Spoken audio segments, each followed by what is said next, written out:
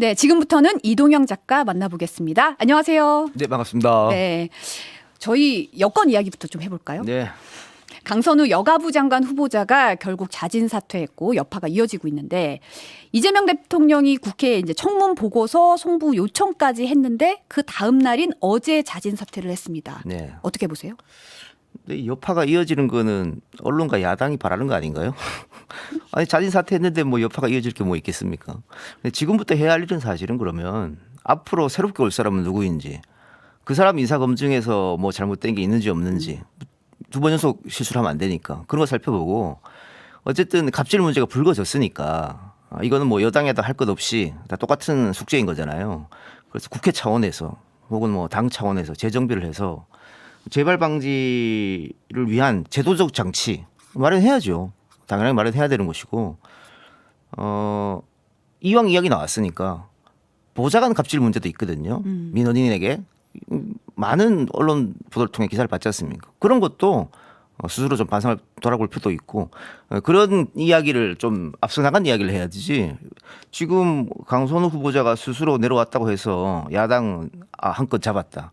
그랬더니 뭐 윤리위원회 회부하겠다, 제명시키겠다. 그거 지금 국민의힘이 그럴 말을 할 상황인가? 당장 비대위원장 자체가 당직자한테 폭행해서 탈당한 전력이 있지 않습니까? 그렇죠. 그러니까 그런 것보다는 이때 손을 좀 잡아서 앞으로는 제도적으로 못하게 하자, 우리 국회의원들이 이런 걸 한번 머리 맞대는 게 어떨까 싶습니다. 근데 이제 사퇴 시점을 놓고도 뭐 사퇴할 거면 좀 진작에 좀 일찍 하지. 예. 왜 시간을 좀 끌었냐 이런 얘기도 나오고. 정부적 판단은 미스인 거고, 그 송부를 했다는 것은 대통령은 강행한다는 의지가 있었다는 거잖아요. 그런데 수순에 들어간 예, 거니까. 아마 본인이, 강선우 의원 본인이 여론조사에서 압도적으로 반대가 많은 거, 그리고 이재명 대통령이 일을 잘한다고 했던 사람들도 강선우는 반대다라고 한 여론조사 보고 조금 충격을 먹었을 것 같아요. 그러니까 더 이상 대통령이 부담을 줘서 안 된다, 그런 판단하에 결정을 한 것 같습니다. 지금 상황에서 이제 최동석 인사혁신처장 발언도 좀 논란이 되고 있고 송기호 국정상황실장도 한 달 만에 교체 이동해서 말이 적지 않거든요. 그러니까 인수위가 없었다, 뭐 그게 사실은 좀 변명거리는 됩니다만, 현실적인 상황이 한계가 있죠. 그렇죠, 분명히. 인수위 없었던 상황이. 그런데 앞으로 만일 이런 일이 또 벌어지면 그때도 인수위 탓할 수는 없을 거 아니에요. 그래서 더 이상은 이런 논란이 좀 안 나오게 해야 된다. 그리고 대통령이 계속 공직 기강에 대해서도 언급하지 않습니까? 지금 최동석 인사혁신처장이 국회에서 한 발언은 굉장히 무책임한 거예요. 기억이 안 난다, TV를 보지 않는다, 그 대답이라고 하고 있습니까? 내가 과거에 했던 발언 잘못했다, 그때는 그렇게 생각했는데 지금 돌아보니까는 미안하다라고 하든가 내 소신이었다고 밀어붙이든가. 그런데 기억이 안 난다, 빠져나가려고 하는 거잖아요. 오늘만 넘기면 된다는 식의. 그것도 공직 기강의 문제인 것도 그 중에 하나죠. 그렇게 무책임해서는 안 되는 겁니다. 네. 지금 뭐 결과적으로 인사검증 시스템 재정비가 숙제로 남아있는 상황이에요. 지금 말씀하셨듯이 인수위 없이 출범한 한계도 있지만 이게 다시 반복돼서는 안 되는 거잖아요. 그렇죠. 어떻게 해야지 이런 혼란 막을 수 있을 것으로 보세요? 그러니까 지금 같은 경우에 매뉴얼이 다 있죠, 사실은. 인사 검증하는 매뉴얼이. 그런데 인사 검증 매뉴얼 플러스 그 이외의 것을 해야 되는데 그 이외의 것을 지금 못 하고 있는 것 같아요. 아무래도 시간상 한계도 있고 인력의 풀도 좀 모자란 거고. 제가 듣기로는 대통령실에 처음으로 사람들 입성했을 때 아무것도 없었다고 했거든요. 그러니까. 모든 부처가 소위 말해서 볼펜 한 자루도 없었다고 이야기하니까 처음부터 다시 시작하는 거거든요. 근데 사실은 인수인계 매뉴얼도 다 있어요. 그런데 윤석열 정부에서 그냥 다 들고 다 파기하고 그냥 나가버렸단 말이죠. 사람도 자료도 없이. 그러다 보니까 인력 또 시간 한계가 분명히 있었던 건 맞다. 그러나 지금부터라도 실수하면 안 되기 때문에 더 많은 인력을 충원을 하든지 그렇게 해서라도 더 이상 실수 나와서 안 된다고 생각됩니다. 지금 이 사태 과정에서 여당의 민주당 책임도 있다는 지적이 나오고 있어요. 집권 여당이 정권 초기에 당대표 선거에 전부 매달려 있다 보니까 제대로 대응하지 못한 건 아니냐, 문제를 키운 측면이 있는 건 아니냐, 뭐 이런 얘기가 나오고 있거든요. 없다고 할 수 없죠. 그러니까 강선우 건도 마찬가지고 당이 좀 나섰어야 돼요.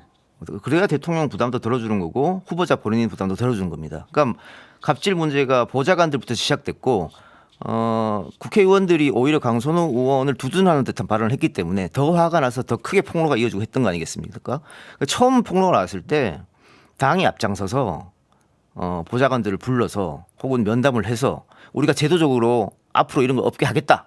그리고 약속을 하든가 뭐 그런 게 있어야 되는데 그냥 다 무책임하게 내려놨단 말이에요. 그럼 당연히 문제가 있는 거고 방금 기자님께서 지적해 주신 바로 그 문제인데 이재명 대표가 대표를 내려놓은 지 꽤 오래됐었잖아요. 그런데 아무런 준비를 하지 않았다?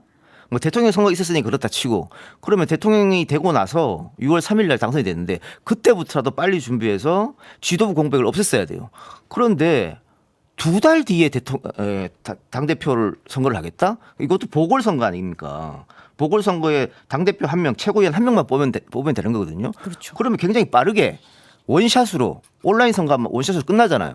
그런데 2달 동안 순회 경선을 하겠다. 이거 굉장히 패착입니다. 그러다 보니까 2달 동안 지도부가 공백된 거예요. 공백이 되다 보니까 이 중요한 결정을 다 하지 못하고 놓쳐버린 거죠. 그래서 지금 우왕좌왕 하는 거 아니겠어요? 리더가 없는 것이 큰 패착이라고 봅니다.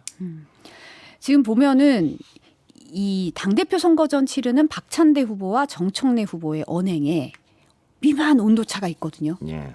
보면은 이제 박찬대 후보 같은 경우는 강 후보자 자진 사퇴 직전에 사퇴를 촉구를 했어요. 근데 이제 정청래 후보 같은 경우는 강 후보자를 곧 장관님이라고 불렀었고 네. 그리고 이제 동지란 비 오면 함께 맞아주는 것이라고 위로를 하기도 했는데 예. 이 부분은 어떻게 보세요? 민주당 180명 국회의원 중에 당원들이 어떤 생각을 갖고 있냐 제일 잘 파악하는 게 정청래입니다. 그러다 보니까 그런 워딩이 나온 거예요. 지금 당원들은 일반 국민들의 생각과 좀 다르거든요. 강선우를 좀 지켜줬어야 되는 거 아니냐.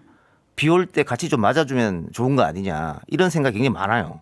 그래서 정청래가 그걸 파악해서 그렇게 얘기하는 거고 박찬대 후보는 지금 1차, 2차 경선에서 뒤졌지 않습니까? 생각보다 좀 많은 표차로 뒤졌는데 그러다 보니까 좀 조급한 것 같아요. 조급하다. 예. 그러니까 당원들하고 생각이 반대되는 지금 길을 걸은 겁니다. 그래서 저는 앞으로도 이 선거가 조금 뒤집어지긴 어렵지 않겠나 그런 판단을 좀 하고 있어요. 그러면은 지금 이 상황이 사실은 당대표 선거가 8월 2일 날 원샷경선으로 진행이 되잖아요. 그러면 지금까지의 이 상황이 막판에 변수가 되기는 힘들다 이렇게 보시는 건가요? 그렇죠. 아마 더 벌어질 겁니다. 그러니까 이런 거예요. 제가 늘 하던 얘기인데 우리나라 정당명은 자신들이 갖고 있지 않은 정체성 그걸 대표해서 정당명으로 만듭니다. 더불어민주당에 더불어가 없어요. 국민의힘에 국민이 없고 정의당에 정의가 없고 조국혁신당에 조국이 없잖아요. 지금.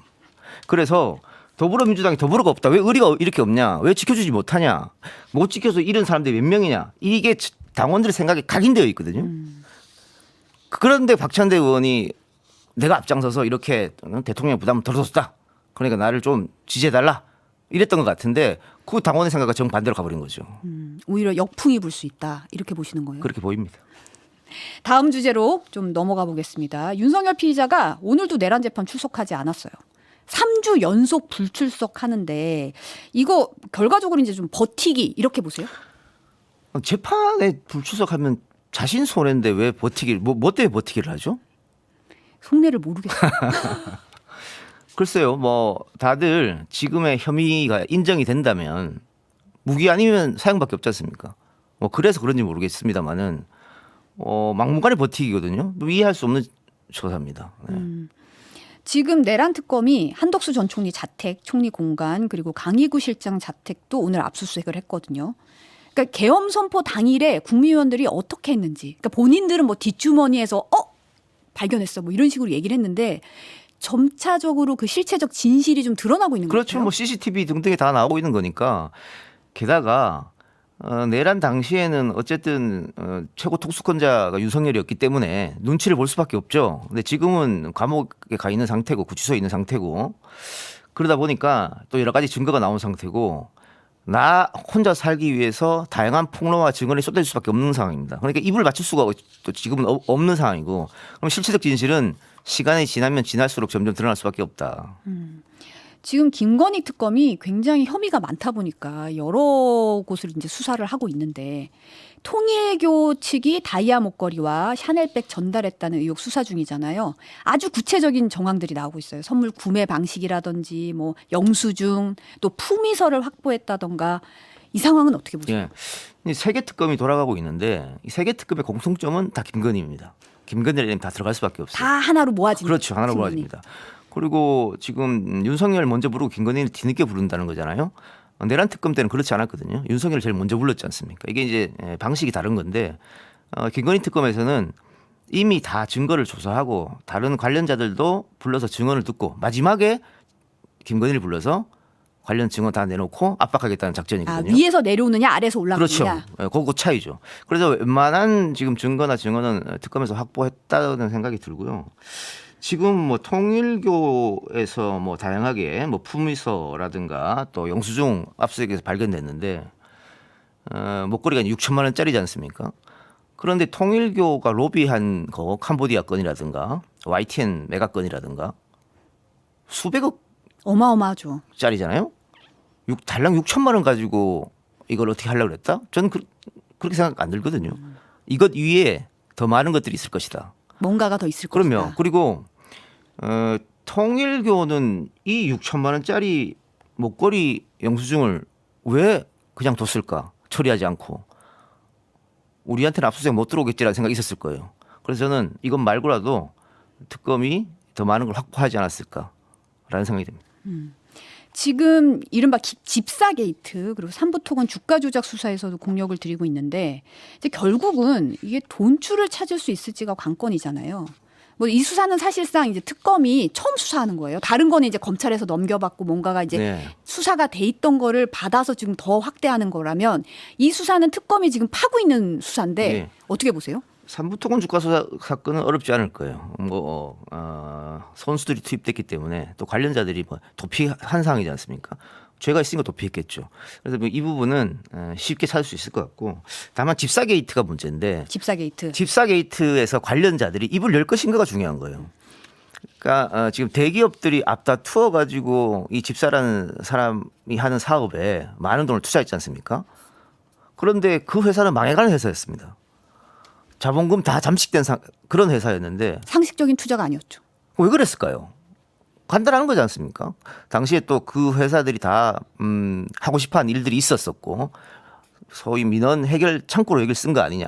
그러면 이 사람들의 증언만 확보하면 되는 거거든요. 근데 저는 어렵지 않을 것 같아요. 윤석열이 대통령이고 김건희가 영분이었으면 얘기를 안 하겠죠. 그런데 지금 아니잖아요. 그러면은 자신들이 굳이 이 사람들 때문에 손해볼 일을 하지 않을 것이다. 그래서 이 집사 게이트도 시간이 문제지 어렵지 않게 조사가 진행될 것이라고 봅니다. 상당히 비슷한 사건이 있었죠. 사실 미르재단이 있었으니까. 그렇죠. 비슷한 맥락으로 이제 그대로 흘러가는 것 같아요. 이렇게 보면 이제 김건희 씨 소환이 다음 달 6일로 예고가 돼 있는데 이게 사실은 아까도 뭐 얘기를 했지만 밑에서부터 올라가다 보니까 이런 거다라고 그렇죠. 설명을 하셨지만 이건 특검의 수사 기법이니까 전 늦었다고 생각하지 않습니다. 속도가 떨어진다 예. 이런 부분은 아니다. 네. 근데 이런 와중에 이제 김건희 씨는 나 하루에 한 혐의만 조사해줘. 6시 전에 보내줘. 3, 4일 휴식을 줘. 뭐 이런 식의 여러저러한 이제 조건을 달아서 요구를 하고 있거든요. 그거 안 되는 걸 알 텐데 저는 언론 프로에 한다고 생각해요. 엄풀이다. 예. 그러니까 어쨌든 우리가 이런 걸 이야기했는데 특검이 전혀 들어주지 않는다. 뭐 이렇게 동정심을 좀 자극하는 이게 동정심이 착각하고 있는 거죠. 어. 그러니까 생각해 보세요. 그럼 매일매일 받겠다는 거잖아요. 그게 더 괜찮습니까? 한 번이나 두 번 하고 그만하는 게 낫지. 그러니까 매일매일 조사받겠다는 것은 포토라인에 매일매일 서겠다는 건데 그게 싫어서 사실은 그 전에 윤석열이 지하로 가겠다고 고집 피웠던 거 아니에요. 그래도 불발됐고 그러면 매일매일 포토라인 어떻게 씁니까? 저는 그래서 이건 안 되는 줄 알면서도 그냥 던지는 것이다 그렇게 판단합니다. 그러니까 여전히 본인이 V제로라고 생각한 거 아닌가라는 의구심도 들고 뭐 이러다가 너 너무 아픈데 건강이 안 좋은데 이러면서 사실상 안 나오겠다는 건 아닌지 이런 의심도 드는 상황이거든요. 지금 안 나오면은 특검이 하는 걸로 봤을 때는 체포영장 바로 청구할 것 같으니까 그건 뭐 문제 없을 것 같고요. 오히려 김건희 소환 전에 윤석열을 먼저 소환하잖아요. 그렇죠. 그때 윤석열이 나가느냐 안 나가느냐 저는 그게 관건이라고 봐요. 오히려. 그러니까 윤석열은 지금까지 내란 특검이 소환했을 때 계속 거부했지 않습니까? 그렇죠. 네. 인치 명령을 내렸는데도 거부했잖아요. 그러면 김건희 특검 수사할 때 나오겠느냐? 나올까요? 지금까지 하던 행동으로 안 나오겠죠? 그런데 나올 거란 얘기도 있어요. 안의 문제니까. 본인이 옥중에서 네. 이제 SNS에 올린 글을 보면 정치 탄압은 나 하나로 족하다 이랬잖아요. 그러니까 그 전에 재판이라든가 탄핵 재판에서는 내 책임 아니다. 다 부하들이 한 거다 그랬고 난 몰랐다. 이렇게 다 부하들한테 책임을 떠넘겼지 않습니까? 처음으로 내 책임이다. 나한테만 죄를 물어라 이랬단 말이죠. 그게 이제 김건희 특검 출범하고 김건희를 8월 6일에 부른다고 하니까 그 메시지가 나온 거지 않습니까? 그래서 저는 나갈 수도 있겠다. 이 조사에서는. 그래서 우리 안에는 죄가 없고 다 내 잘못이다. 다 내가 시켜서 한 짓이다. 이렇게 할 수도 있겠다. 조선 최고의 사랑꾼이다. 지독한 사랑이네요. 국민의힘 얘기 잠깐 좀 해보면 지금 의원총회에서 논의하려던 윤희숙 혁신안이 이제 뭐 자초 수준이에요. 혁신 동력을 잃고 헤매는 국민의힘의 현재 상황 어떻게 진단하십니까? 국민의힘은 미래가 없습니다. 미래가 없다. 네, 이렇게 나가면 미래가 없어요. 그러니까 지금 여론조사에서 역대로 계속 수치는 얘기하지 않겠습니다만은 계속해서 최저 성적을 기록하고 있지 않습니까? 그리고 다음 지방선거가 이제 뭐 10개월 앞으로 다가왔어요. 어떻게 선거 치를 겁니까? 내란을 계속 옹호하는데. 근데 앞으로 이 3개 특검이 돌아가면서 결과를 낼 거란 말이죠. 결과를 내면 아까 제가 목걸이 6천만 원 얘기했습니다만 기상천외한 것들이 마구잡이로 나올 겁니다. 뭐 그 용산에 있던 사우나부터 시작해서 그런 것들이 마구잡이로 튀어나오는데 그리고 지금 국민의힘은 앞으로 계속 윤석열과 내란을 옹호하겠다는 뜻이잖아요. 그렇게 해갖고 어떻게 선거 이깁니까? 그러니까 혁신위를 만들어 놓고 허수아비 혁신위를 하라는 얘기지 않습니까? 혁신위원장 얘기하는 거 하나도 들어주지 않고 뭐 혁신위원장이 얘기하는 거 오히려 반박하고 있고 그러면서 내란을 옹호하는 사람들이 지금 다 당대표 경쟁에 뛰어들고 있고 저 정당은 미래가 없습니다. 이렇게 가면 다음 지방선거 때는 TK, PK 영남이 아니라 TK 정당으로 그렇게 쪼그라들 수밖에 없어요. 지금이라도 정신 차려야 됩니다. 지금 한동훈 전 대표가 불출마를 선언을 했습니다. 이유는 뭐라고 보세요? 승산이 없다고 판단했겠죠. 이기기 힘들다. 네. 그러니까 한동훈 대표의 지금까지의 모습들을 보면 지난 총선에 자기가 당대표로 공천권을 가지고 있으면서도 총선에 나가지 않았거든요. 그게 희생이라고 얘기했습니다. 그게 어떻게 희생입니까? 당대표가 제일 험한 곳에 가서 싸워야죠. 그런데 희생이라면서 안 나갔는데 제가 볼 때는 그때도 당선 가능한 곳이 안 보여서 그랬다고 봐요. 그리고 대통령 선거는 어쩔 수 없이 나왔는데 그때도 패배해버리고 말았죠. 이번에도 만일 또 지게 되면 미래가 없다고 생각했을 거예요. 그래서 이번 당대표 선거 나오지 않고 오히려 그 다음을 노리지 않을까 싶습니다. 그 다음을 노릴 네. 거다. 그럼 지금 사실 출마 포기하면서 찬탄 대 반탄 이 구도가 딱 지금 다 형성돼 있잖아요. 누가 우세할 것으로 보세요? 그러니까 지난번 대통령 경선에서 김문수 후보가 이겼지 않습니까? 그거 봤을 때는 앞으로도 국민의힘이 계속해서 내란을 지지했던 그 성향의 강성 지지자들이 더 힘을 발휘하지 않을까 그런 생각이 듭니다. 그런데 그렇게 가면은 야당이 망가지고 여당이 독주하는 꼴이 되잖아요. 그게 우리 정치사에 좋지 않거든요. 마지막으로 짧게 전한길 씨 윤호개인 세력 당을 접수하려는 시나리오가 있는 것 같다는 얘기 나오고 있는데 전당대회 판을 좀 흔들 수 있을 거라고 보세요? 없다고 봅니다. 판을 흔들기 힘들다. 판을 흔들기는 어렵다고 생각됩니다. 네, 마칠 시간 다 됐네요. 이동영 작가와 함께했습니다. 네, 고맙습니다. 잘 들었습니다. 네.